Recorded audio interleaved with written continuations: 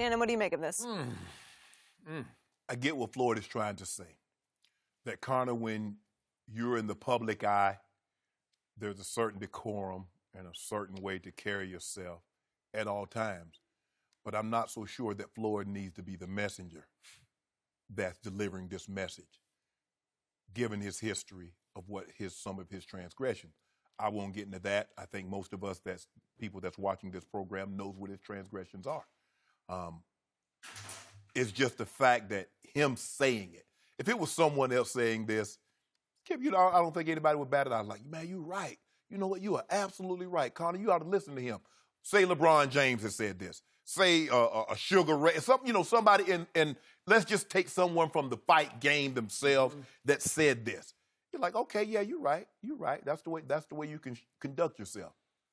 But John Jones can't give Conor McGregor advice. Nope. You see what I'm saying, Skip? So I think that's where he's going to lose a lot of people. It's not so much the message, it's the messenger that's delivering the message. You, of all people, didn't you spend time and you said how he should? I don't know if these two go together. I get his message, but I just think the messenger is kind of flawed. So, one or two things just happened. Either Floyd Mayweather Jr. was aware of the outrageous hypocrisy of his statement that he made to Jim Gray about Conor McGregor, and it was just pre-fight hype talk, and he was intending that Conor respond to him with more outrageous trash talk via social media today, or he was completely clueless and unaware of the outrageous hypocrisy of the statement he just made. Because I'm sorry, he did open this door, so just quickly, I'm going to step through it. I'm not going to run through it, but I'm going to step through it. 2002, Mayweather charged with 2 counts of domestic violence.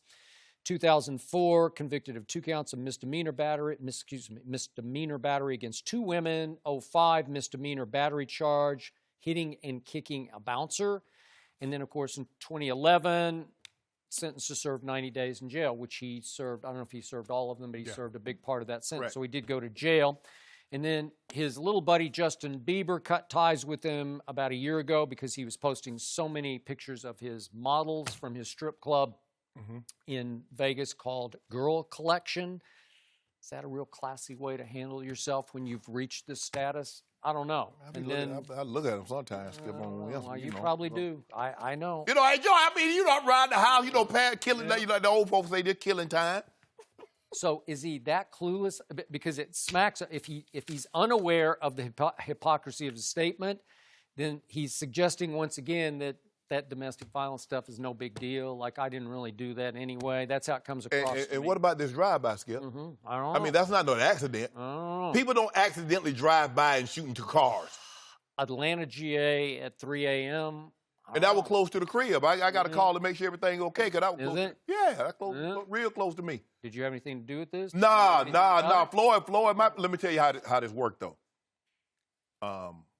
You can have as much money as you want, but there's a certain level of respect that you better have when you out there in them streets. Now, I don't care. You can be worth $5 billion, but in the streets, there's a code, and it's called respect. Now, if you think because you Floyd and you got 6 guys that weigh 300 pounds and they can bench 600 pounds. And you're worth $1 billion. And you can walk around, boy, look here. They'll let you have it. Yep. And that's one thing I know about those streets. And that's what, I haven't been a whole lot of places, but I can tell you how Atlanta rolls. You do. And so when you go there, you better give them people their respect, because if you don't, they'll take it. And they don't care nothing. They don't care nothing about no Floyd. When I go places, Skip, it's always, I play them the utmost respect.